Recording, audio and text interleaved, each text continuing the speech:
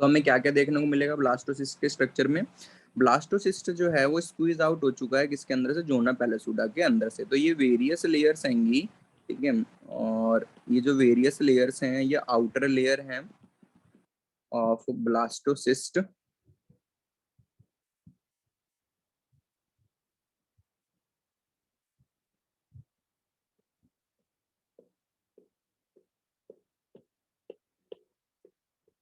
ठीक है, तो ये वेरियस आउटर लेयर है ब्लास्टोसिस्ट की।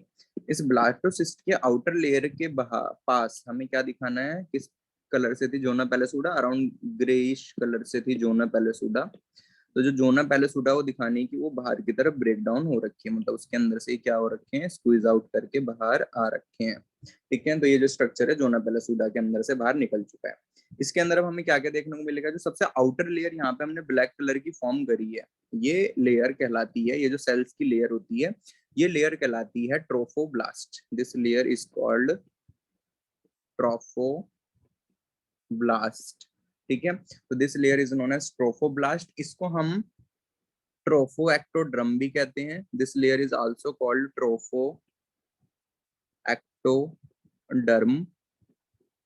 ठीक है, इसे हम ट्रोफो एक्टोडर्म भी कहते हैं। एक्टो का मतलब होता है बाहर, सबसे ऊपर वाली।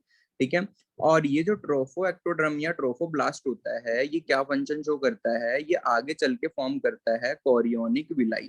ठीक है, तो ये आगे चल के फॉर्म करता है, it further form chorionic villi. जो कोरियोनिक विलाई होती है ये किस फंक्शन में हेल्प करती है, कोरियोनिक विलाई ये हेल्प करती है प्लेसेंटा बनवाने में। ठीक है, तो ये जो कोरियोनिक विलाई है आगे चल के क्या बनवाएगी, प्लेसेंटा। तो क्या क्या स्टेप हुए, ट्रोफोब्लास्ट पहले बदलेगा कोरियोनिक विलाई में। ठीक है, और ये कोरियोनिक विलाई आगे चल के इसमें डेवलप करेगी प्लेसेंटा के अंदर। ठीक है, तो यहाँ पर ये दो स्टेप तुम्हें याद रखने हैं, अभी जब हम प्लेसेंटा फॉर्मेशन देखेंगे तभी रिपीट होगा। अब यहाँ पर क्या होगा, जो ये ट्रोफोब्लास्ट है इसके अंदर कुछ और सेल्स देखने को मिलेंगी। तो जो ट्रोफोब्लास्ट के अंदर सेल्स देखने को मिलेंगी हमें वेरियस, इन सेल्स का नाम क्या होगा, इन सेल्स का नाम होगा inner cell mass. This cells are called inner cell mass.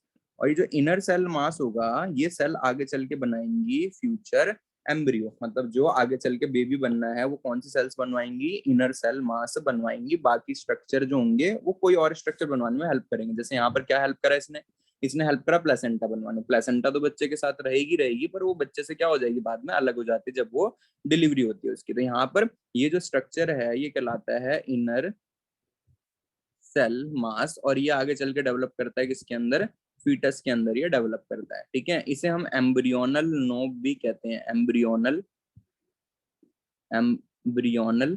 Knob भी इसे हम कहते हैं। ठीक है, देन यहाँ पर प्रेजेंट होता है वेरियस फ्लूइड। ठीक है, यहाँ पर प्रेजेंट होता है वेरियस फ्लूइड, और ये न्यूट्रिशन का हेल्प करते हैं इस डेवलपिंग एम्ब्रियो को। तो ये जो फ्लूइड होता है यहाँ पर प्रेजेंट जो होता है इसका नाम होता है ब्लास्टोसील।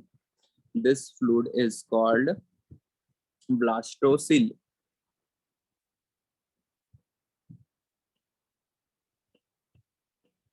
ब्लास्टोसील, वैसे ब्लास्टोसील जो होता है वो कैविटी होती है। ठीक है, इसे क्या कहा जाता है, ब्लास्टोसील कैविटी।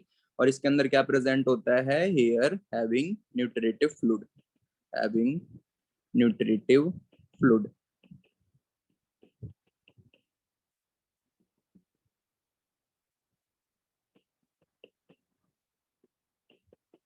यहाँ प्रेजेंट होता है न्यूट्रिटिव फ्लूइड। तो ये जो स्ट्रक्चर यहाँ पे ड्रॉ करा गया जिसके अंदर तुम्हें तीन पार्ट्स देखने को मिल रहे हैं, इस स्ट्रक्चर का नाम होता है ब्लास्टोसिस्ट। तो ये जो डायग्राम है यहाँ पर, इस डायग्राम का नाम है ब्लास्टोसिस्ट। तो तुमसे डायरेक्टली क्वेश्चन आ सकता है एग्जाम में कि ड्रॉ करो स्ट्रक्चर ब्लास्टोसिस्ट का, या वेरियस पार्ट्स बताओ किसके, ब्लास्टोसिस्ट के कौन कौन से वेरियस पार्ट्स हमें देखने को मिलते हैं, ब्लास्टोसिस्ट का स्ट्रक्चर कैसा होता है।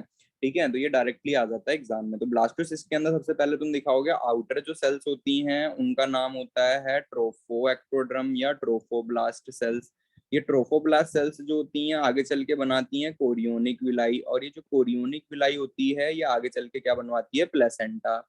इसके अंदर जो सेंटर में सेल्स होती हैं इन सेल्स का नाम होता है इनर सेल मास, और ये जो इनर सेल मास होती हैं ये आगे चल के बनाती हैं फ्यूचर एम्ब्रियो, मतलब जो बेबी में डेवलप करेगा वो कौन सी सेल्स होती हैं, ये इनर सेल मास की सेल्स होती हैं जो आगे चल के डेवलप करती हैं इनटू द फीटस। सेंटर में प्रेजेंट होती है कैविटी जिसे ब्लास्टोसील कैविटी कहते हैं, और इसके अंदर फिल हो रखा होता है न्यूट्रिटिव फ्लूइड जो हेल्प करता है प्रोवाइड करने में न्यूट्रिशन। तो ये जो स्ट्रक्चर होता है इसे हम क्या कहते हैं, ब्लास्टोसिस्ट कहते हैं। इसके अलावा भी हमें कुछ और चीजें देखने को मिलती हैं यहाँ पर, जैसे कि तुमने यहाँ पर स्ट्रक्चर देखा था मोरूला का, ठीक है। तो इस मोरूला में हमें दो चीजें देखने को मिलती हैं। क्या दो चीजें देखने को मिलती हैं, जैसे कि ये यहाँ पर एक सेल है और इसके ऊपर ये जोना पैलेसुडा की लेयर है, क्योंकि जोना पैलेसुडा तो बनानी पड़ेगी, यहाँ इस स्टेज तक तो जोना पैलेसुडा प्रेजेंट रहती है। तो यहाँ पर हमने बना दी जोना पैलेसुडा जो बाद में क्या कर जाएगी, ब्रेक कर जाएगी, ठीक है। तो ये है जोना पैलेसुडा और ज्यादा ही थिक है, और ये आगे चल के क्या कर जाएगी, जोना पैलेसुडा ब्रेक कर जाएगी जो बनेगा ब्लास्टोसिस्ट। तो ये यहाँ पर बना दी जोना पैलेसुडा। इस जोना पैलेसुडा के अंदर कौन सी सेल्स हैं, इस जोना पैलेसुडा के अंदर आएंगी ब्लास्टोमेयर सेल्स, ठीक है। 2 सेल ब्लास्टोमेयर, 3 सेल ब्लास्टोमेयर, ठीक है। तो यहाँ पर 8 से 16 सेल ब्लास्टोमेयर है। तो जो ब्लास्टोमेयर अपने आप को अरेंज किस तरीके से करती हैं ये थोड़ा यहाँ पे तुम्हें ध्यान रखना है। जो लार्ज ब्लास्टोमेयर सेल्स होती हैं, ठीक है, जो लार्ज ब्लास्टोमेयर सेल्स होती हैं वो अपने आप को अरेंज करती हैं कॉर्नर्स पे, मतलब आउटर एरिया में, ठीक है। तो ये बात याद रखना, जो लार्ज ब्लास्टोमेयर होती हैं जिनका साइज बड़ा होता है वो अपने आप को अरेंज करती हैं कॉर्नर्स पे, ठीक है, मतलब वो बाहर की तरफ प्रेजेंट होती हैं। तो जो लार्ज ब्लास्टोमेयर होती हैं वो प्रेजेंट होती हैं कॉर्नर्स पे या एजिस पे, ठीक है। जो स्मॉल ब्लास्टोमेयर होती हैं वो प्रेजेंट होती हैं सेंटर में, ठीक है। तो जो स्मॉल ब्लास्टोमेयर सेल्स होती हैं वो प्रेजेंट होती हैं सेंटर में। तो ये स्मॉल ब्लास्टोमेयर सेल्स हैं और ये प्रेजेंट होती हैं सेंटर में। तो ये जितनी भी सेल्स हैं स्मॉल ये प्रेजेंट होती हैं सेंटर में। अब ये दोनों के दोनों ब्लास्टोमेयर सेल्स हैं पर इनके कैरेक्टरिस्टिक क्या है कि डिफरेंट है। क्या कैरेक्टरिस्टिक डिफरेंट है, एक लार्ज है और एक स्मॉल है, एक लार्ज ब्लास्टोमेयर सेल है और एक स्मॉल ब्लास्टोमेयर सेल है। तो यहाँ पर इन दोनों को क्वेश्चन पूछा जाता है एग्जाम में, एंट्रेंस में, कि लार्ज ब्लास्टोमेयर सेल कहाँ पर होती है, स्मॉल ब्लास्टोमेयर सेल कहाँ पर होती है। तो लार्ज और स्मॉल ब्लास्टोमेयर को किस नाम से बुलाया जाता है, जो लार्ज ब्लास्टोमेयर होती है उन्हें कहा जाता है मैक्रोमेयर, इन्हें कहा जाता है मैक्रोमेयर, मतलब लार्ज, मैक्रो मतलब लार्ज, इन्हें कहा जाता है मैक्रोमेयर्स। एंड जो स्मॉल ब्लास्टोमेयर्स होती हैं उन्हें कहा जाता है माइक्रोमेयर्स। तो माइक्रो का मतलब क्या होगा, स्मॉल। तो यहाँ पर जो स्मॉल ब्लास्टोमेयर सेल्स होती हैं इनको कहा जाता है माइक्रोमेयर्स। तो यहाँ पर सेल्स होती हैं जो छोटी वाली, इनका नाम होता है माइक्रोमेयर। दोनों के दोनों ब्लास्टोमेयर सेल्स हैं, कोई डिफरेंस नहीं है इसके अंदर। पर यहाँ पर डिफरेंस क्या आएगा, एक लार्ज है और एक स्मॉल है, ठीक है दोनों की दोनों ब्लास्टोमेयर सेल्स। तो यहाँ पर ये चीज पूछ ली जाती है एंट्रेंस में कि माइक्रोमेयर और मैक्रोमेयर किस जगह पर अरेंज होती है। मैक्रोमेयर आउटसाइड होती है और माइक्रोमेयर इनसाइड होती है, और ये दोनों की दोनों क्या आएंगी, ये दोनों की दोनों ब्लास्टोमेयर सेल्स हैं, ठीक है। Both are blastomere cells, both are blastomere cells, ठीक है। तो ये मैंने चीज यहाँ पर क्यों बताई, क्योंकि इस चीज पे क्वेश्चन आ जाता है कि जो मोरुला स्टेज में हमें सेल्स देखने को मिलती हैं ब्लास्टोमेयर्स की, वो ब्लास्टोमेयर की सेल्स में लार्ज सेल्स कहाँ पे होती है, स्मॉल सेल्स कहाँ पे होती है। लार्ज सेल आउटर साइड पे होती है, स्मॉल सेल इनर साइड पे होती है। देन यहाँ पर ये जो स्ट्रक्चर था ये किसमें चेंज हो चुका, ये चेंज हो चुका ब्लास्टोसिस्ट के अंदर। ब्लास्टोसिस्ट के अंदर हमें कौन कौन सी लेयर देखने को मिली, trophoblast, inner cell mass and last one is blastocoel cavity. अब जरा यहाँ पे इसकी स्टेटमेंट्स को आगे समझो कि इसके अंदर और क्या चेंज होगा। देखो होगा क्या, जो यहाँ पर इसकी आउटर लेयर थी जिसे हम कहते हैं ट्रोफोएक्टोडर्म, ये क्या बनाएगी, इस तरीके से कोरियोनिक विलाई बनाएगी, ठीक है। इसको थोड़ा मार्कर को पतला करूं तब ज्यादा क्लियर समझ में आएगा। तो ये जो इसकी सेल्स हैं ये इस तरीके से बनाएंगी कोरियोनिक विलाई। ये जो कोरियोनिक विलाई इसकी लेयर बना रही है ट्रोफोब्लास्ट की, ये कहाँ जाके अटैच कर जाएंगी, किसको पेनिट्रेट करेंगी, एंडोमेट्रियम को पेनिट्रेट करेंगी। इस तरीके से एंडोमेट्रियम को पेनिट्रेट करेंगी। जैसे ही एंडोमेट्रियम को पेनिट्रेट करेंगी, एंडोमेट्रियम क्या करेगा, फास्टली डिवाइड करके, रैपिडली डिवाइड करके इसको चारों तरफ से कवर कर लेगा। इस तरीके से चारों तरफ से क्या कर लेगा, इसको कवर कर लेगा। अब इस चीज को जरा डायग्राम में देखो। तो इम्प्लांटेशन का एक डायग्राम देखेंगे हम, अगर बढ़िया से दिख गया तो कोई सही सा डायग्राम। तो यहाँ पर ये डायग्राम दिखा रखा है इम्प्लांटेशन का, थोड़ा ये डायग्राम ठीक से आएगा।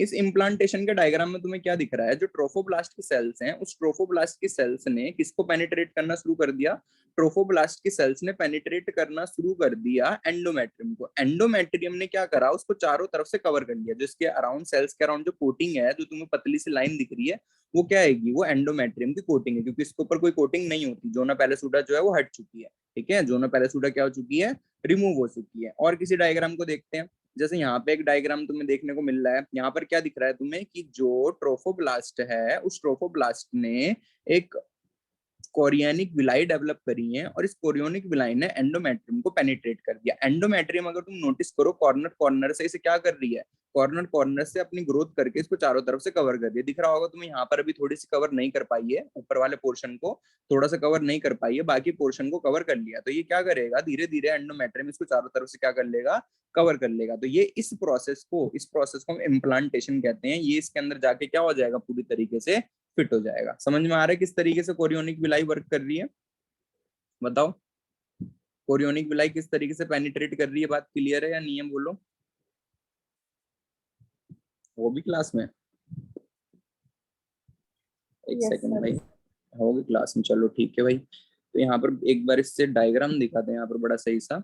हाँ, ये डायग्राम यहाँ पे दिखा रखा है कि जो स्ट्रक्चर है वो आगे बाइंड कर रहा है, फिर एंडोमेट्रियम उसे चारों तरफ से कवर कर लिया है। खैर यहाँ पर रिसेप्टर को कॉन्सेप्ट भी जोड़ दिया, जिसे हमें अभी नहीं जानना। तो इस तरीके से यहाँ पे इम्प्लांटेशन हमें देखने को मिल जाती है, ठीक है। तो हमने किस स्टेज तक देखा था, 2 सेल ब्लास्टोमेर बने थे डिवाइड करके, फिर 8 सेल बने थे, 16 सेल बने थे। 16 सेल के बाद अनइक्वल डिवीजन चलने लग गई थी, और ये यूट्रस की तरफ मूव कर गया था, और स्क्यूज आउट हो गया था जोना पैलेसुडा से, और इसके अंदर हमें ये सब लेयर देखने को मिली, ठीक है भाई। अब इसके बाद क्या होगा, इम्प्लांटेशन होगी। तो हेडिंग डालेंगे इम्प्लांटेशन।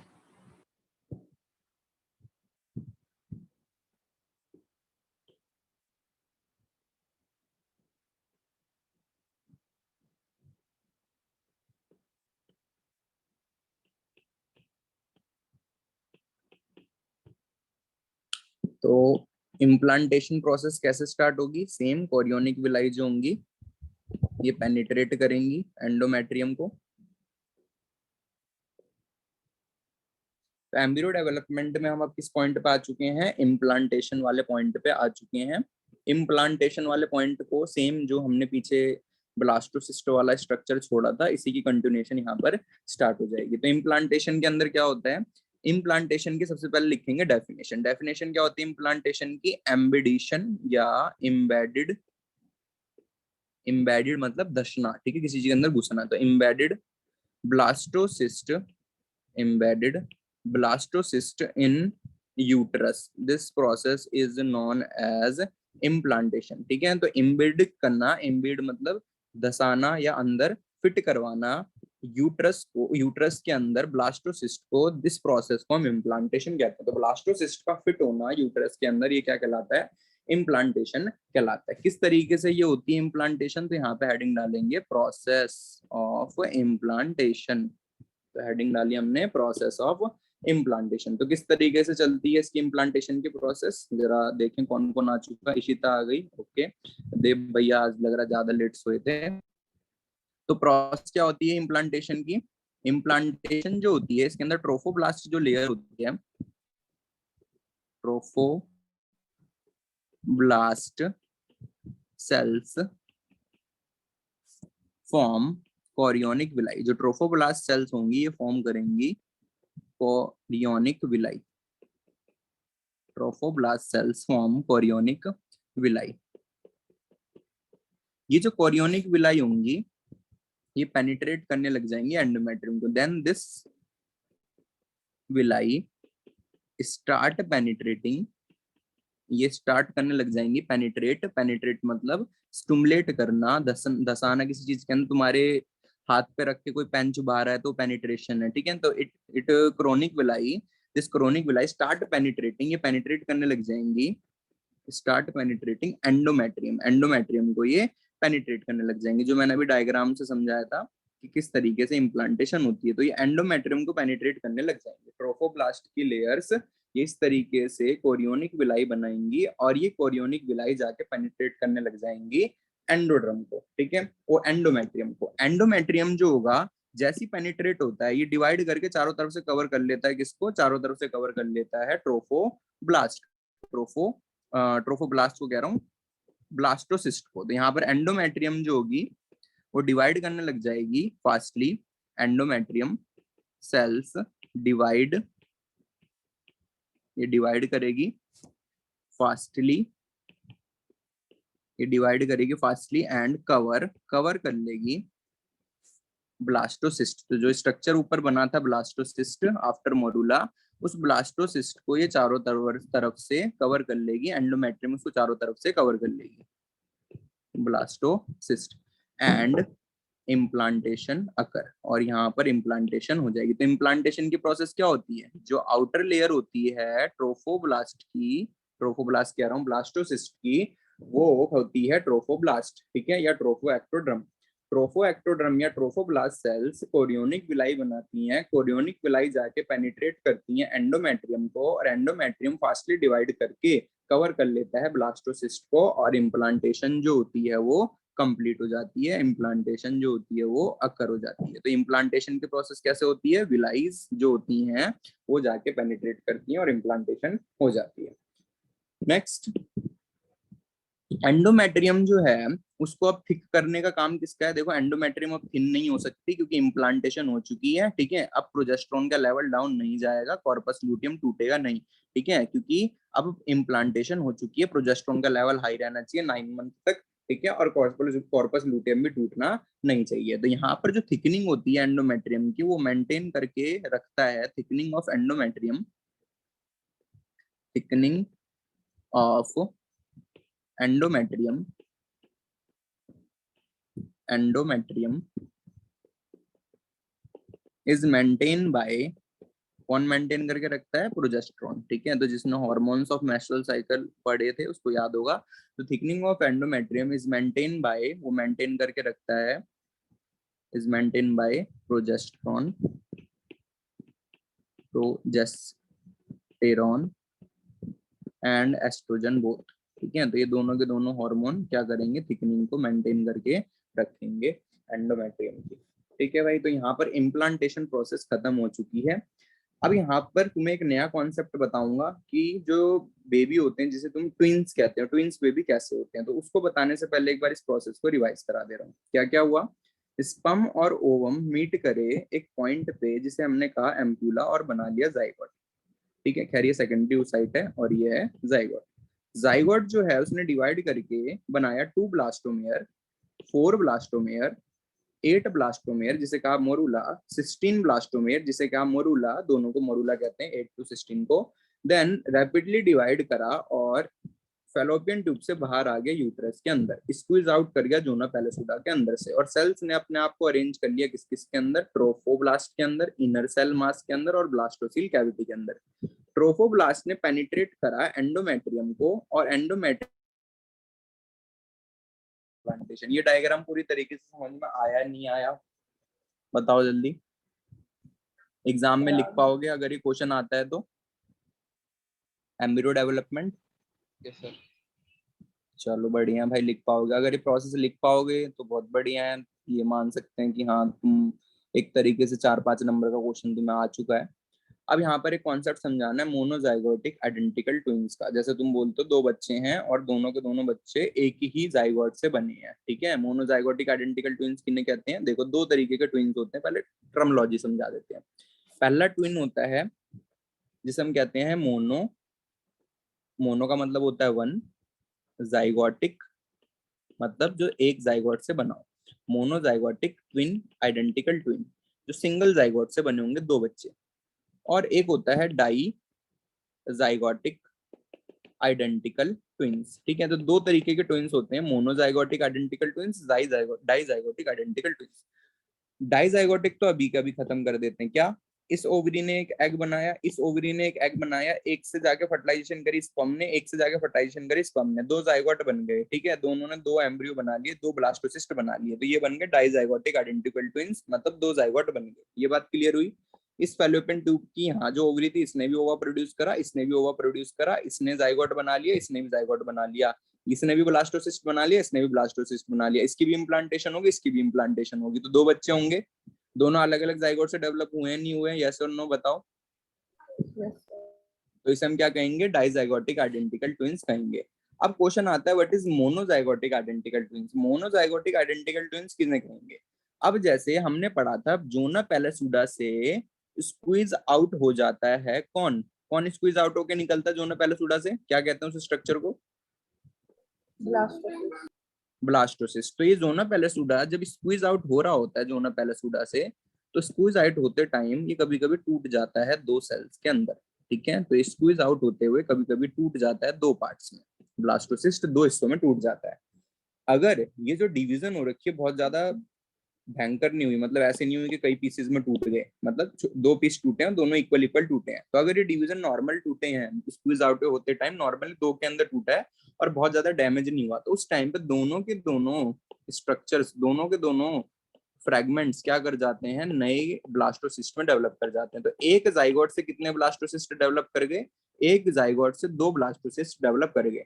और ये कब हुआ, ये हुआ स्क्वीज के टाइम पे, ठीक है, ये कब हुआ, स्क्वीज के टाइम पे, जब वो स्क्वीज हो रहे थे, ठीक है, उस टाइम पे ये प्रोसेस हुई, स्क्वीज आउट होते टाइम दो जाइगोट में टूट गए वो, ठीक है। अब इसकी वजह से क्या होता है, इसकी वजह से दो जाइगोट बन जाते हैं, एक ये ब्लास्टोसिस्ट बन गया और एक ये ब्लास्टोसिस्ट बन गया, पर ये दोनों इनिशियली किसके अंदर थे, दोनों इनिशियली एक जाइगोट के अंदर थे। स्क्वीज आउट होते टाइम, बाहर निकलते टाइम ये क्या कर गए, दो के अंदर टूट गए।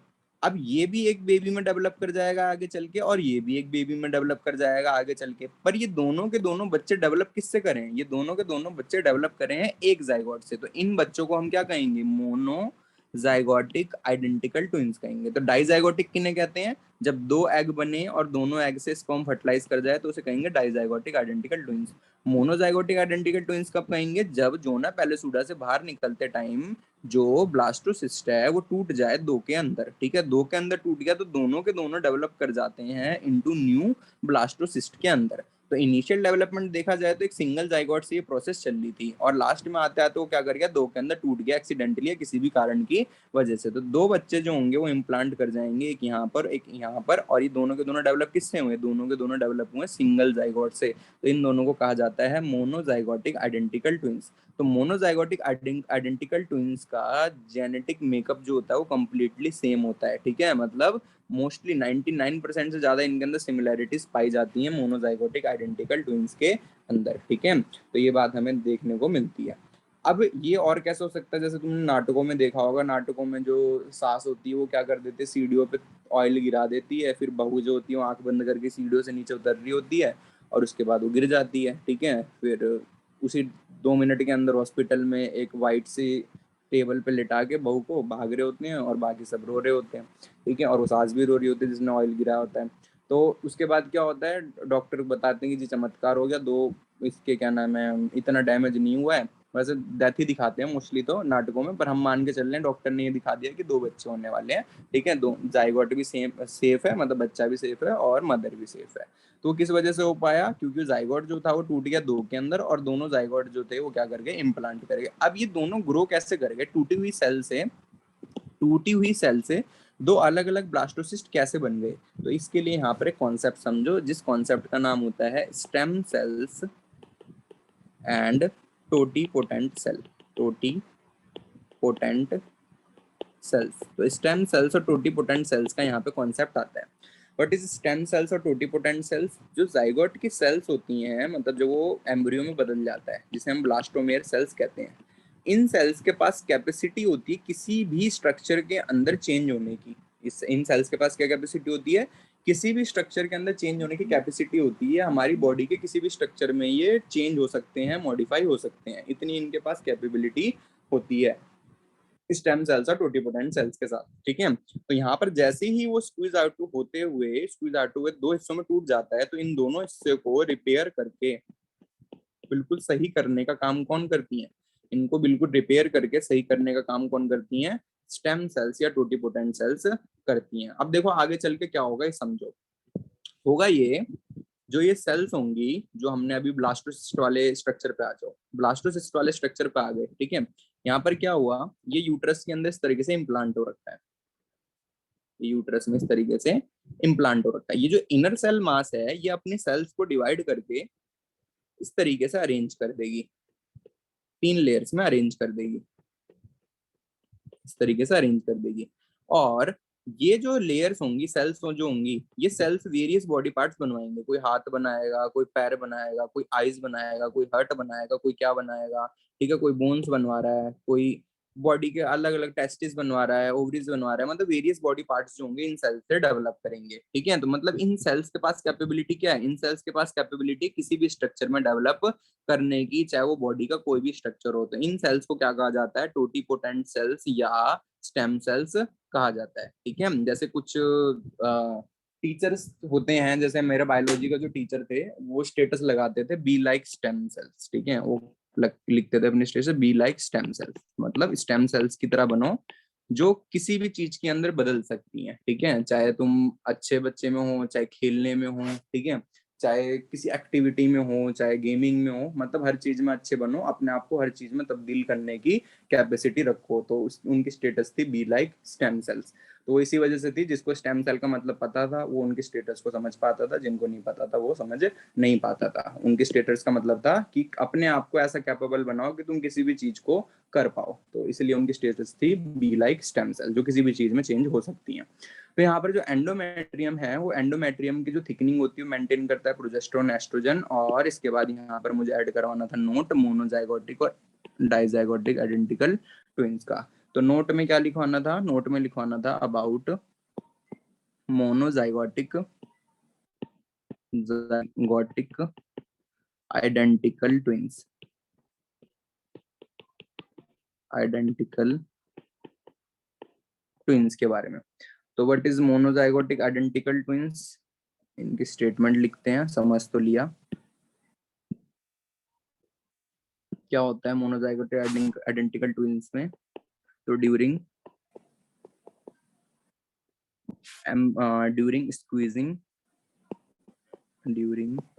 स्क्वीजिंग आउट फ्रॉम जोना पैलेसुडा, जब स्क्वीजिंग हो रही होती है किससे, जोना पैलेसुडा से, तो during squeezing out from zona पैलेसुडा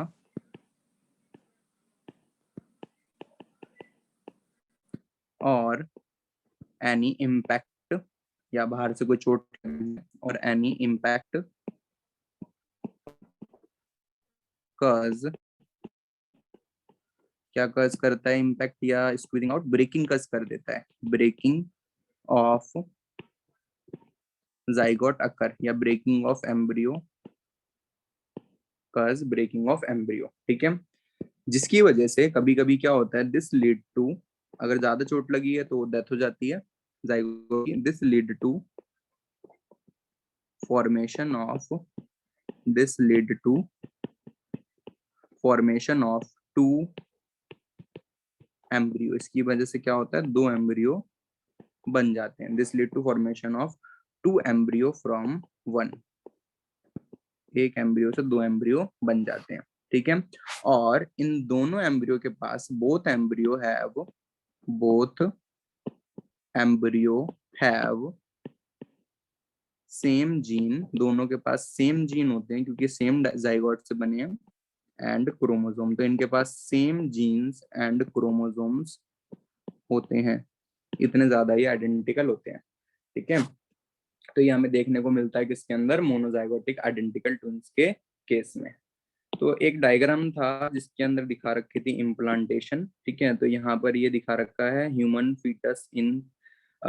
foetus within the uterus, uterus के अंदर एक फीटस को दिखा रखा है। तो किस तरीके से दिखा रखा है, यहाँ पे ये दिखा रखा है वजीना वाला एरिया, ठीक है, सर्वेक्स एंड वजाइना वाला एरिया। यहाँ पर देखो म्यूकस का क्या लग चुका है, प्लग ऑफ म्यूकस। क्यों लग गया है म्यूकस का प्लग, ये प्लग इसलिए लग चुका है ताकि कोई भी सब्सटेंस बाहर निकल के ना गिरे, ठीक है। तो यहाँ पर क्या लग जाता है, म्यूकस का प्लग। म्यूकस का प्लग ये नहीं कि इसके अंदर अब कुछ जा ही नहीं सकता है, कुछ बाहर आ ही नहीं सकता। म्यूकस का प्लग, म्यूकस कैसा होता है, म्यूकस अगर लाइव देखना हो तो सुबह सुबह जब कोई नाक साफ कर रहा हो अपनी, तो जो व्हाइट व्हाइट निकलता हो म्यूकस होता था, यहाँ पर म्यूकस का पलक लग जाता है। तो ठीक है, तो म्यूकस कोई ऐसी चीज नहीं जो तुमने नहीं देखा हुआ। अब यहाँ पर तुम देख सकते हो, ये जो आउटर लेयर है ये क्या आएंगी, ट्रोफोब्लास्ट सेल्स है। ये आउटर लेयर क्या आएंगी, ट्रोफोब्लास्ट सेल्स। इस ट्रोफोब्लास्ट सेल ने क्या बनवाई, कोरियोनिक विलाई, ये देख पा रहे हो, ये क्या बनवाई है, कोरियोनिक विलाई। इसने कोरियोनिक विलाई ने पेनिट्रेट करा एंडोमेट्रियम को, और यहाँ पर एंडोमेट्रियम ने इसे चारों तरफ से क्या कर लिया है, कवर कर लिया है। मेरे हिसाब से मैंने गलत मार्क कर दिया। यहाँ पर ट्रोफोब्लास्ट ने कोरियोनिक विलाई बनाई है और एंडोमेट्रियम ने इसे क्या कर लिया, चारों तरफ से कवर कर लिया है। यहाँ पर जो इनर सेल मास था, उस इनर सेल मास ने क्या डेवलप कर लिया है, इनर सेल मास ने अपने आप को डेवलप कर लिया है फीटस के अंदर। तो ये तुम पा रहे हो, इनर सेल मास ने अपने आप को किसके अंदर डेवलप कर लिया है, फीटस के अंदर डेवलप कर लिया। और इस इनर सेल मास और इस एंडोमेट्रियम के बीच में, इस इनर सेल मास और इस एंडोमेट्रियम के बीच में जो कनेक्शन डेवलप हो गया है, इस कनेक्शन का नाम क्या पड़ रहा है, इस कनेक्शन का नाम पड़ रहा है अम्बिलिकल कोड। ठीक है, इसे हम क्या कह रहे हैं, अम्बिलिकल कोड। ठीक है, और ये जो अम्बिलिकल कोड हैगी, ठीक है, इसको जोड़ कौन रहा है यहाँ पर बनवाने में, हेल्प किसने करा, प्लेसेंटा ने। किसने हेल्प करा, प्लेसेंटा ने। तो होप सो तुम्हें ये समझ में आ गया होगा कि किस तरीके से जो फीटस होता है वो फिट होता है किसके अंदर, इनसाइड द फीमेल यूट्रस। ठीक है, जो फीमेल का गर्भ होता है उसके अंदर जो एम्ब्रियो होता है, फीटस होता है, वो किस तरीके से फिट होता है। यहाँ पर तुम्हें एक चीज दिख रही होगी, इसमें ये दिख रहा होगा यॉल्क सैक। यहाँ पर देखो छोटा सा यॉल्क सैक।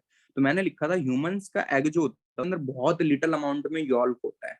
ठीक है, बहुत लिटिल अमाउंट में यॉल्क होता है। और जिस भी ऑर्गेनिज्म के एग के अंदर बहुत लिटिल अमाउंट ऑफ यॉल्क होता है, उस टाइप के एग को क्या कहा जाता है, माइक्रोलसाइथल एग कहा जाता है। याद आ रहा है, ऐसा कुछ बताया था मैंने, माइक्रोलसाइथल मैक्रोलसाइथल एग्स के बारे में, भूल गए होंगे सर, ऐसा कहाँ पढ़ा है आपने, हमने तो नहीं पढ़ा कहीं पे ऐसा माइक्रोलसाइथल एग जैसा।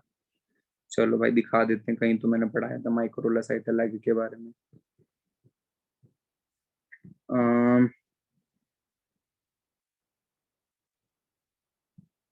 किधर पढ़ाया था यार, पढ़ाया तो था, ये रहा, ये ह्यूमन एग है। और मैंने यहाँ पर लिखा हुआ है जो इसका साइटोप्लाज्म है उसके अंदर क्या होता है, very very small amount of yolk होता है। और जब भी बहुत स्मॉल अमाउंट ऑफ यॉल्क होता है किसी एग के अंदर, तो उस एग को कहा जाता है माइक्रोलसाइथल एग। और मैंने बोला था जो लार्ज, जिनके अंदर यॉल्क होता है, जैसे मुर्गी का एग हो गया, ठीक है, हैन हो गया, ठीक है, उसके अंदर क्या होता है, उनके जो अंडे होते हैं उसके अंदर सेंटर में जो यॉल्क होता है, पीला सा जो स्ट्रक्चर होता है, बहुत बड़ा होता है, तो उसको कहते हैं मैक्रोलसाइटल। ठीक है, जिसके अंदर लार्ज होगा उसे मैक्रो कहेंगे, और जिसके अंदर स्मॉल यॉल्क होगा उसे क्या कहेंगे, माइक्रोलसाइथल कहेंगे। याद आ रहा है, ऐसा कुछ पढ़ा था, अब तो दिखा दिया मैंने, अब तो मना भी नहीं कर सकते कि हमने पढ़ा था नहीं पढ़ा था। हाँ, तो अब यहाँ तक जरा बताओ, इस टॉपिक में क्या डाउट है, कोई चीज जो है जो ना समझ में आई हो पूछ सकते हो। इस टॉपिक में कोई डाउट है, यहाँ से यहाँ तक जो टॉपिक हमने पढ़ा इसमें कोई डाउट है किसी को। जो बच्चा इस डायग्राम को इंग्लिश में एक्सप्लेन करके लिख सकता है उसको ये स्टेटमेंट्स पढ़ने की बिल्कुल भी जरूरत नहीं है। ठीक है, उसे ये स्टेटमेंट्स पढ़ने की बिल्कुल भी जरूरत नहीं है।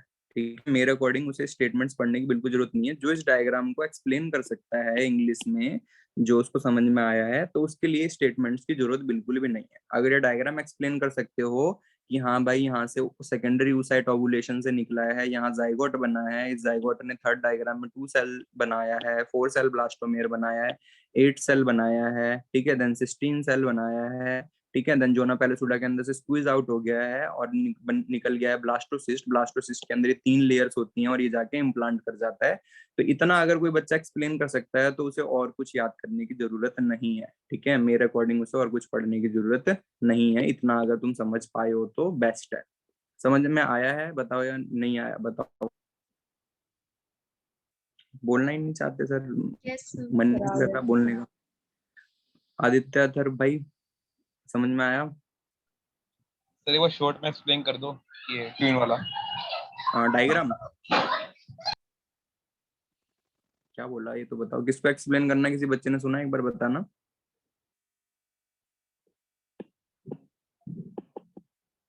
शिक्षा तुमने सुना था, क्या बताना है? नहीं सर, सिर्फ ये बता देना ट्विन वाला, ये ट्विन बच्चे कैसे होते हैं। ट्विंस वाला, ओके ओके। ट्विंस वाला मैं ये बता रहा था, जैसे मैंने ये वाली स्टेज बताई थी लास्ट वाली, जिस स्टेज में मैंने ये बोला था कि जब लेट मोरूला बनता है तो लेट मोरूला के बाद जो ये सेल्स होती हैं ये स्क्वीज आउट होके जोना पेलोसुडा के अंदर से निकल के बाहर आ जाती हैं। इसलिए यहाँ पर इस डायग्राम में क्या फर्क है, इसमें तुम्हें जोना पेलोसुडा की लेयर देखने को मिल रही है और इस डायग्राम में तुम्हें जोना पेलोसुडा की लेयर देखने को नहीं मिल रही। तो जब ये इसके अंदर से स्क्वीज आउट हो रहा होता है, बाहर निकल रहा होता है, तो उस टाइम पे ये टूट जाता है दो के अंदर, मतलब ये स्ट्रक्चर दो स्ट्रक्चर्स के अंदर ब्रेक कर जाता है बाहर निकलते हुए। और जब ये दो के अंदर ब्रेक कर जाता है स्क्वीज आउट होते टाइम, तो ये दो जाइगोट के अंदर डेवलप कर जाता है, एक जाइगोट इधर और एक जाइगोट इधर डेवलप कर जाता है, मतलब ब्लास्टोसिस्ट, दो ब्लास्टोसिस्ट बन जाते हैं। एक जाके इम्प्लांट कर जाता है इधर, एक जाके इम्प्लांट कर जाता है इधर। तो एक जाइगोट से एक जाइगोट से सिंगल जाइगोट से आगे चल के कितने कितने ब्लास्टोसिस्ट बन गए, सिंगल जाइगोट से आगे चल के दो ब्लास्टोसिस्ट बन गए। पर ये कारण कैसे हुआ, एक्सीडेंटली, मतलब ऐसे नहीं हुआ, मतलब बिना बात नहीं हुआ, ये कैसे हुआ, एक्सीडेंटली। एक्सीडेंटली कैसे हुआ, मतलब जो सेल्स थी ये स्क्वीज आउट होते टाइम, बाहर निकलते टाइम क्या कर गई, ब्रेक कर गई, दो स्ट्रक्चर्स में ब्रेक कर गई। तो स्क्वीज आउट होते टाइम जो होते हैं दो हिस्सों में ब्रेक हो जाती है, एक इधर और एक इधर। और ये दोनों स्ट्रक्चर्स जो होते हैं ये क्या बना लेते हैं, दो ब्लास्टोसिस्ट बना लेते हैं। तो सिंगल जाइगोट से दो बच्चे बने, तो सिंगल का मतलब मोनो, और मोनो मतलब क्या था, जाइगोट। तो मोनो जाइगोटिक, और ये क्या बने, दो बच्चे, तो इन्हें क्या कहते हैं, ट्विंस। तो मोनो जाइगोटिक आइडेंटिकल ट्विंस में कहा जाता है। जब सिंगल जाइगोट से दो बच्चे बनते हैं तो उसे मोनोजाइगोटिक आइडेंटिकल ट्विंस कहा जाता है। अब सेम एक स्पर्म जाके फर्टिलाइज कर जाए और एक इधर भी अगर एग बनाओ तो यहाँ फर्टिलाइज कर दे, तो दो जाइगोट बन जाएंगे, तो उसे कहेंगे डाइजाइगोटिक आइडेंटिकल ट्विंस। तो डाइजाइगोटिक तो इजीली कोई भी बच्चा बता सकता है, मोनोजाइगोटिक वाला हर बच्चे को नहीं समझ में आता कि व्हाट इज मोनोजाइगोटिक आइडेंटिकल। ठीक है, अब समझ में आ गया, बताओ। Yes sir. अब यहाँ पर मैंने क्या बताया था, ये जाके इम्प्लांटेशन हो चुकी है, इनके बीच में प्लेसेंटा और ये सब स्ट्रक्चर फॉर्म हो चुके हैं। ठीक है, अब ये जो इसके बाद स्टेज स्टार्ट होती है उसे कहते हैं प्रेगनेंसी। ठीक है, तो जो इसकी अगली स्टेज स्टार्ट होती है उसे कहा जाता है प्रेगनेंसी कहा जाता है। प्रेगनेंसी को एक्सप्लेन करने से पहले मुझे वेरियस लेयर बतानी पड़ेंगी, और ये वेरियस जो है, ठीक है, स्पेसिफिकली एंट्रेंस के लिए बहुत ज्यादा इंपॉर्टेंट है। तो यहाँ पर मैं हेडिंग डाल रहा हूँ extra embryonic layers, extra embryonic layers। ये नेक्स्ट पेज पर पड़ेगा, थोड़ा टॉपिक एक पेज का है। यहाँ पर एक हेडिंग डाल लो एक्स्ट्रा एम्ब्रियोनिक लेयर, और इसके बाद स्टार्ट होगी प्रेगनेंसी। Extra embryonic layer.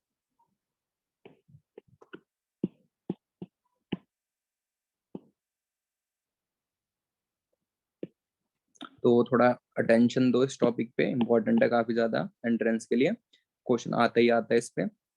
ये था ट्रोफोब्लास्ट लेयर। इस ट्रोफोब्लास्ट लेयर ने वेरियस कोरियोनिक विलाई बनाई जिसने एंडोमेट्रियम को पेनिट्रेट करा, और ये उसकी कोटिंग है। ठीक है, ये ट्रोफोब्लास्ट लेयर है, और इस ट्रोफोब्लास्ट लेयर ने आगे कोरियोनिक विलाई बनाई है जो एंडोमेट्रियम को पेनिट्रेट करेगी, ये जाके फिट हो जाएगा, बेबी उसके अंदर फिट हो जाएगा। अब यहाँ पर एक चाइल्ड बनाते हैं, तो इधर ये फीटस जो इसके अंदर प्रेजेंट है।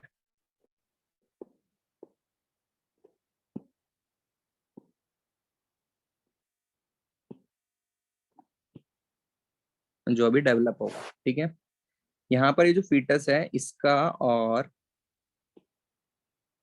एंडोमेट्रियम का एक क्या बना हुआ है, कनेक्शन बना हुआ है, प्लेसेंटा एंड अम्बिलिकल कोड का, ये आपस में जुड़े हुए हैं न्यूट्रिशन के लिए। अभी जो फीटस होता है, इस फीटस के अराउंड वेरियस लेयर्स हमें देखने को मिलती हैं। सबसे पहले फीटस के अराउंड कौन सी लेयर देखने को मिलेगी, फीटस के अराउंड हमें देखने को मिलेगा यॉल्क सैक, जो मैंने अभी दिखाया था तुम्हें। इसके हमें आसपास क्या देखने को मिलेगा, यॉल्क सैक देखने को मिलेगा, जो बहुत छोटा सा होगा। तो सबसे पहला जो स्ट्रक्चर हमें फीटस के अराउंड देखने को मिलेगा वो क्या कहलाएगा, यॉल्क सैक कहलाएगा। और इसके अंदर क्या प्रेजेंट होगा, यॉल्क प्रेजेंट होगा, या तो होगा या नहीं होगा। हम कभी भी यूं नहीं कहते होगा, श्योर नहीं कहेंगे, क्यों, क्योंकि ह्यूमंस के अंदर बहुत कम होता है या नहीं होता। तो यहाँ पर इसे कहते हैं यॉल्क सैक। ठीक है, और इसके अंदर क्या होगा, यॉल्क सैक के अंदर इट कंटेन यॉल्क, ये कंटेन करेगा यॉल्क, कंटेन यॉल्क, ये अपने अंदर कंटेन करेगा यॉल्क। यॉल्क किस लिए होता है, न्यूट्रिशन के लिए। ठीक, यहाँ पर प्लेसेंटा बन चुकी है, इसलिए ह्यूमंस को इसकी जरूरत नहीं होती, इसलिए बहुत कम अमाउंट में बनता है या नहीं भी बनता, कोई फर्क नहीं पड़ता। सेकंड, यहाँ पे स्ट्रक्चर जो होता है सेम बैलून लाइक स्ट्रक्चर, जो लेयर डेवलप करती है इसके अराउंड वो कहलाती है एलेंटॉइस। ठीक है, तो सेकंड लेयर जो यहाँ पे डेवलप कर रही है इस लेयर का नाम होता है एलेंटॉइस। तो यहाँ पर सेकंड लेयर जो डेवलप कर रही है इस लेयर का नाम होता है एलेंटॉइस। इसको नंबर 2 देंगे और इसका नाम लिखेंगे एलेंटॉइस। अब यहाँ पर तुम्हारे लिए याद करने वाले काम आ चुके हैं।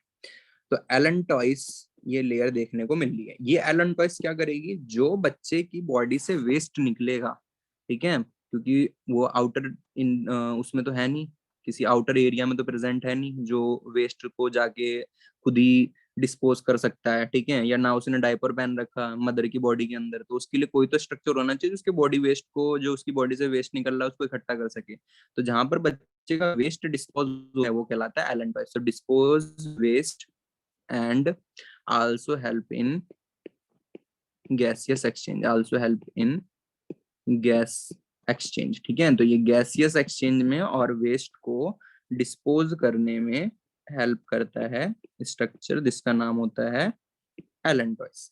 ठीक है भाई, तो ये दो स्ट्रक्चर यहाँ पे देखने को मिले, एलेंटॉइस एंड यॉर्क साइट। अब जो ये बेबी होता है ये बाहर से तो इसके अराउंड कौन है कि लेयर, कोरियन नाम की लेयर है, क्योंकि ये जो ट्रोफोब्लास्ट थी आगे चल के इसमें डेवलप कर चुकी है कोरियोनिक विलाई में, तो लेयर नाम बदल जाता है कोरियन।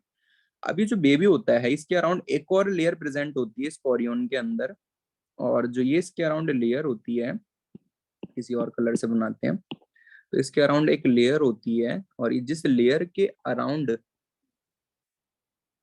इस लेयर के अंदर कौन प्रेजेंट होता है, ये चाइल्ड प्रेजेंट होता है। इस लेयर का नाम होता है amnion. This layer is known as amnion. ठीक है, तो जिसने फोर्थ चैप्टर पढ़ा होगा उस फोर्थ चैप्टर में एक टेक्निक पढ़ी होगी अमीनो सिंथेसिस। किसी ने पढ़ा है फोर्थ चैप्टर अभी तक स्कूल में? बताओ तो भाई, फोर्थ चैप्टर पढ़ा किसी ने स्कूल में? No sir. अभी नहीं पढ़ा? ठीक है, तो ये थर्ड लेयर है और इस थर्ड लेयर का नाम है एमनियन। किसी बच्चे ने तो शायद पढ़ा था, कोई बोल रहा था, यस एक दिन और बात चली थी। तो एमनियन जो होती है ये लेयर होती है बच्चे के आसपास, और ये जो लेयर बच्चे के आसपास प्रेजेंट है इसका काम क्या होता है, ये बच्चे के आसपास क्यों प्रेजेंट है? ये जो लेयर एमनियन बच्चे के आसपास प्रेजेंट है इसका काम होता है शॉक एब्जॉर्प्शन को। तो जितने भी फंक्शन में लिख रहा हूँ ये एज इट इज एंट्रेंस में तुम्हें ऑप्शन में देखने को मिलेंगे कि इस लेयर का क्या फंक्शन होता है। तो इसका काम होता है शॉक एब्जॉर्प्शन का है, शॉक को, झटके को, बच्चे के ऊपर कोई भी इम्पैक्ट पड़ रहा है तो उसको क्या कर लेगा, रोक लेगा। ठीक है, इस एमनियन के अंदर प्रेजेंट होता है एक फ्लूइड जिसे कहा जाता है एमनियोटिक फ्लूइड। तो इट कंटेन एमनियोटिक फ्लूइड। तो इसके अंदर एक फ्लूइड प्रेजेंट होता है जिसे कहा जाता है एमनियोटिक फ्लूइड। ठीक है, और एमनियोटिक फ्लूइड जो होता है इस एमनियोटिक फ्लूइड के अंदर बच्चे की कभी कभी जो बच्चे की बॉडी की जो सेल्स होती हैं वो एक आधी सेल्स इसके अंदर क्या कर रही होती हैं, फ्लोट कर रही होती हैं। तो यहाँ पर मैंने बच्चे की बॉडी की कुछ सेल्स बना दी हैं, ये बच्चे की बॉडी की कुछ सेल्स हैं, और ये जो ये है यहाँ पर क्या आएगा, डॉट डॉट डॉट मैं बना रहा हूँ, ये क्या आएगा, एमनियोटिक फ्लूइड है। तो इस एमनियोटिक फ्लूइड के अंदर क्या प्रेजेंट होती है, बच्चे की एक आधी सेल्स फ्लोट कर रही होती है। अब इसका क्या पर्पज होता है, होता यह है एक निडल की हेल्प से, ठीक है, बच्चे की जो ये सेल्स होती हैं जो इसके आसपास तैर रही होती है एमनियोटिक फ्लूइड के अंदर, इस एमनियोटिक फ्लूइड से इस सेल्स को निकाल लिया जाता है। निकाल लिया बाहर इस सेल को, इस सेल के जीन्स को रीड किया जाता है। कि जिस टेक्निक से इसको रीड किया जाता है उस टेक्निक का नाम होता है अमीनो सिंथेसिस। इसके जीन्स को रीड किया जाएगा, रीड करके देखा जाता है लास्ट में एक्स एक्स है या एक्स वाई है। जैसे ही पता चलता है एक्स एक्स है तो उस चाइल्ड की डेथ कर दी जाती है, मार दिया जाता है उसे इनिशियल स्टेज पे। ठीक है, तो फीमेल चाइल्ड्स की जो मोस्टली डेथ होती है वो किस टेक्निक की हेल्प से की जाती है, अमीनो सिंथेसिस की हेल्प से करी जाती है। पहले अमीनो सिंथेसिस की हेल्प से क्या करा जाता है, पता लगाया जाता है कि उस बच्चे को वो फीमेल चाइल्ड है या मेल चाइल्ड है। जैसे ही फीमेल चाइल्ड पता चलता है फिर उसकी डेथ करवा दी जाती है, उसे मार दिया जाता है। तो अमीनो सिंथेसिस से क्या पता चलता है, चाइल्ड इज मेल और फीमेल। पर इस टेक्निक का ये यूज नहीं है। अगर तुमसे एग्जाम में पूछा जाएगा क्या अमीनो सिंथेसिस है इसका क्या यूज है, तो अमीनो सिंथेसिस का यूज होता है डिजीज पता करना कि बच्चे के जीन्स में कोई डिजीज तो नहीं है, बच्चा डेवलप कर रहा है, बच्चा ठीक से डेवलप कर तो रहा है या नहीं कर रहा ठीक से डेवलप। तो ये चेक करने के लिए क्या टेक्निक थी, अमीनो सिंथेसिस टेक्निक थी। पर कुछ लोगों ने इस टेक्निक का गलत इस्तेमाल करना शुरू कर दिया, इस वजह से इस टेक्निक को इंडिया में क्या कर दिया, बैन कर दिया। पर कहने के लिए बैन है, इस्तेमाल अभी भी होती है क्योंकि money is power in this world. ठीक है, तो यहाँ पर जो एमनियन होता है इसके अंदर होता है एमनियोटिक फ्लूइड, और ये जो एमनियोटिक फ्लूइड होता है ये कंटेन फीटल सेल्स, इसके अंदर प्रेजेंट होती हैं वेरियस फीटल सेल्स। ये जो फीटल सेल्स होती हैं ये हेल्प करती हैं to identify this foetal cell, this foetal cell help to identify help to identify help to identify identify genetic defect. ठीक है, तो यहाँ पर ये जो अगर इन सेल्स को निकाल के रीड भी किया जाता है तो इसलिए रीड किया जाता है ताकि जेनेटिक एबनॉर्मेलिटी, जेनेटिक डिफेक्ट्स के बारे में पता चल सके, बच्चे के अंदर कोई जीन से रिलेटेड डिफेक्ट तो नहीं है। ठीक है, और जिस टेक्निक से ये पता करा जाता है उस टेक्निक का नाम होता है एमिनोसेंटेसिस।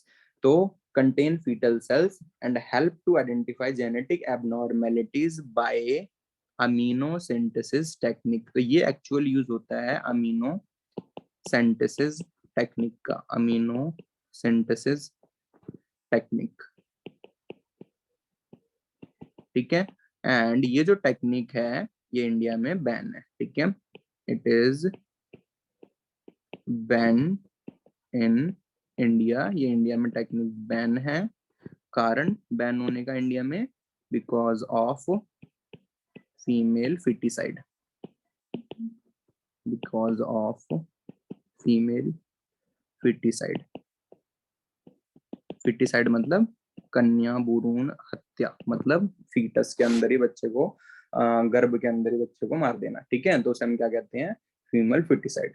तो इससे रिलेटेड हमेशा क्वेश्चन आता ही आता है क्योंकि ये थोड़ा टॉपिक उससे रिलेटेड है। ठीक है, कानून से रिलेटेड, तो इससे रिलेटेड हमेशा क्वेश्चन आता ही आता है, व्हाट इज अमीनो सिंथेसिस। ठीक है, 4th चैप्टर से रिलेटेड टॉपिक है, पर जो बेस्ट समझने लायक जगह होती है इस टॉपिक को यही होती है, इसी चैप्टर से समझ सकता है बच्चे से बेस्ट तरीके से।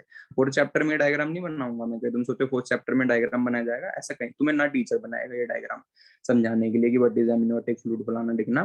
तो भाई क्या होता है, बच्चे के आसपास क्या होती है, वेरियस लेयर होती है। पहली लेयर होती है यॉर्क सैक, दूसरी लेयर होती है एलेंटॉइस जो डिस्पोज करती है वेस्ट को, तीसरी लेयर होती है एमनियन। इससे रिलेटेड क्वेश्चन बहुत ज्यादा देखने को मिलते हैं। एमनियन का काम होता है शॉक एब्जॉर्प्शन का, इसके अंदर फ्लूइड भरा हुआ होता है जिसके अंदर बच्चे की सेल्स तैर रही होती है एक आधा, उन सेल्स को निकाला जाता है निडल की हेल्प से, ये चेक करने के लिए कि बच्चे के अंदर कोई जेनेटिक डिफेक्ट है या नहीं है, और उस टेक्निक का नाम होता है अमीनो सिंथेसिस। पर इस टेक्निक का गलत इस्तेमाल करे जाने लग गया जिसकी वजह से इंडिया में इस टेक्निक को बैन कर दिया। समझ में आया नहीं आया बताओ? अब यहाँ पर जो 4th लेयर होती है विच इज कोरियन। ठीक है, जो ट्रोफोब्लास्ट जो लेयर थी वो किस में बदल चुकी है, कोरियन में। ठीक है, कोरियोनिक विलाई बनाती है तो इसका नाम पड़ जाता है कोरियन। तो this layer is known as chorion and this is 4th layer. अभी जो कोरियन होती है, इस कोरियन का क्या पर्पस होता है यहाँ पे, ये हेल्प करती है फॉर्मेशन ऑफ प्लेसेंटा में, जो हम देख चुके हैं। It help in, chorionic villi बनाती है, आगे चल के प्लेसेंटा बना देगी। तो it help in formation of placenta and also in exchange of materials. क्योंकि कॉमन सी बात है, प्लेसेंटा ही होता है जो मदर से फीटस तक न्यूट्रिशन को पहुंचाता है। ठीक है, तो यहाँ पर अगर अब तुम्हें जो मैंने बोला था एंडोमेट्रियम में जो ब्लड वेसल्स डेवलप होती है उनका क्या पर्पस होता है। ठीक है, तो एंडोमेट्रियम में जो ब्लड वेसल्स डेवलप होती है उनका पर्पस क्या होता है, ये इसको न्यूट्रिशन देना, बच्चे को न्यूट्रिशन प्रोवाइड करना, इसलिए वो ब्लड वेसल डेवलप हो रही थी। और अगर स्पर्म नहीं आ रहा था तो वो ब्रेक हो जाती। तो कौन कौन सी लेयर है यहाँ पे, yolk sac, allantois, amnion, chorion. ठीक है, इसी ऑर्डर में याद करना ताकि तुम्हें पता रहे अंदर कौन कौन सी लेयर है, बाहर कौन कौन सी लेयर है। इससे रिलेटेड और भी क्वेश्चन आते हैं, ये मत समझना एंट्रेंस का सिर्फ इतना ही है। इसमें ये पूछा जाता है कि कौन सी लेयर का कौन सा ओरिजिन होता है। ठीक है, अब ये ओरिजिन वाला क्या फंडा आएगा वो मैं अभी नहीं समझा सकता क्योंकि तुम्हें अभी मैंने वो कॉन्सेप्ट नहीं पढ़ा है ओरिजिन वाला। ठीक है, ओरिजिन वाला कॉन्सेप्ट मैं बाद में ऐड करवाऊंगा, मतलब इसी जगह पे ऐड करवाऊंगा पर बाद में ऐड करवाऊंगा। ठीक है, तो ये थी एक्स्ट्रा एम्ब्रियोनिक लेयर्स, और इसको जरा लगा देते हैं ई स्टार एंट्रेंस फॉर इम्पोर्टेंट। ठीक है, एंड इसके बाद आते हैं दोबारा इस टॉपिक पे। तो यहाँ पर हमने पढ़ा था कि कैसे कैसे जाइगोट डेवलप कर रहा है, उसने कैसे ब्लास्टोसिस्ट बनाया, ब्लास्टोसिस्ट ने कैसे इम्प्लांटेशन करी, ठीक है, और एंडोमेट्रियम ने उसे चारों तरफ से कवर कर लिया, और एंडोमेट्रियम की थिकनेस अब मेंटेन करके रखेंगे 9 मंथ तक प्रोजेस्टेरोन और एस्ट्रोजन। और मोनोजाइगोटिक और डाइजाइगोटिक आइडेंटिकल ट्विंस क्या होते हैं। तो होप सो यहाँ तक का इस चैप्टर में जो पोर्शन है वो समझ में आ गया होगा। अब जो इस चैप्टर में पोर्शन रह रहा है बहुत छोटा सा 2 पेज का रह रहा है। तो क्या क्या रह रहा है इस चैप्टर में, एक प्रेगनेंसी रह रहा है जिसमें मैं रोल ऑफ प्लेसेंटा के बारे में बताऊंगा। रोल ऑफ प्लेसेंटा का क्वेश्चन आता है 3 नंबर में, ठीक है, प्रीवियस ईयर में बहुत बार क्वेश्चन दे रखा है। और क्या क्या उस हार्मोन के फंक्शन होते हैं प्लेसेंटा के, और ऑर्गेनोजेनेसिस की पहले मंथ में बच्चे के कौन से पार्ट्स बनते हैं, दूसरे महीने में कौन से पार्ट्स बनते हैं, वो रह गया है। और लास्ट में डिलीवरी। तो 2 पेज या 2.5 पेज का रह गया पोर्शन, ये चैप्टर ऑलमोस्ट कंप्लीट हो चुका है, ठीक है। तो भाई देख लेना चैप्टर साथ साथ। कल मेरे से सेकंड चैप्टर से डाउट पूछ रहा था देव, मुझे समझ में नहीं आया कि डाउट भी बड़े अजीब अजीब थे। जैसे अगर मैं तुम्हें बताऊं डाउट्स तो तुम्हें भी अच्छा लगेगा जान के कि कोई तो पढ़ रहा है। तो डाउट सुनो एक बार, अच्छा लगेगा सुन के। पहला डाउट है, सर एंथर की प्लोइडी 2n है तो स्टेमन की n क्यों होती है। तो अगर तुमसे मैं क्वेश्चन पूछूं क्या स्टेमन की प्लोइडी n होती है या पोलन ग्रेन की n होती है, बताओ भाई, किसकी पोलरिटी n होती है, पोलन ग्रेन की या स्टेमन की। सर पोलन पोलन ग्रेन की n होती है। तो इसको थोड़ा डाउट था, कंफ्यूजन था, ऐसे ये सोच रहे स्टेमन की पोलरिटी n होती है, नहीं पोलन ग्रेन की होती है। एंडोथीशियम एंड मिडल लेयर दोनों डाइसेंस में हेल्प करती हैं या सिर्फ मिडल लेयर हेल्प करती है, दोनों हेल्प करती हैं डाइसेंस में, ये बात तुम पढ़ चुके हो, ठीक है। पर मैंने बोला था जब भी एंट्रेंस में क्वेश्चन आएगा तो तुम किसको टिक लगाओगे एंडोथीशियम और मिडल लेयर में से, मैंने बोला था मिडल लेयर, नहीं मिडल लेयर को टिक लगाओगे जब भी हम, मैंने बोला था जब भी डाइसेंस की बात आएगी, डाइसेंस के टॉपिक में तुम मिडल लेयर को ज्यादा प्रेफरेंस दोगे, ठीक है। ये बात दिखा देता हूँ मैं तुम्हें, ठीक है। यहाँ पर मैंने एक बात बोली थी, जब भी डाइसेंस की बात आएगी, डाइसेंस के लिए तुम किसको, मैंने डबल लाइन रेड कर रखी, क्यों, डाइसेंस के लिए मिडल लेयर को ज्यादा प्रेफरेंस दोगे एंट्रेंस में अगर इन दोनों में कंपैरिजन आ गया तो, ठीक है। इसके बाद क्वेश्चन आया था जनरेटिव सेल मेल न्यूक्लियाई के शेड होने के बाद प्रोड्यूस होती हैं। जो बोला है जो मेल न्यूक्लियस होते हैं जो जनरेटिव सेल की डिवीजन से बनता है वो पॉलन ग्रेन के शेड होने के बाद बनते हैं, पॉलन ग्रेन के शेड होने से पहले बनते हैं। तो 60% के अंदर शेड होने के बाद बनते हैं और 40% के अंदर शेड होने से पहले बनते हैं, ठीक है। तो अब तो समझ में आ गया होगा। अब बोला है जर्म पोर के अंदर एक्साइन अब्सेंट क्यों होती है, मतलब जर्म पोर जो होता है वहां पे एक्साइन अब्सेंट क्यों होती है, क्या कारण होता है वहां पे एक्साइन के अब्सेंट होने का। सर जो वहाँ से पोलन ट्यूबराइज पोलन होती है, ठीक है। तो ये कुछ क्वेश्चंस थे देव के, खतरनाक तो नहीं थे बिल्कुल भी, पर अच्छे थे। मतलब पढ़ रहा है ये तो दिख रहा है। तो तुम भी पढ़ो भाई, अपना एग्जाम्स तुम्हारे शायद होंगे, और दिखाओ मुझे परफॉर्मेंस अपनी। एक्टिव से लगते हो मुझे तो ज्यादातर बच्चे, ठीक है। मैं क्लास एंड कर रहा हूँ, मिलते हैं नेक्स्ट।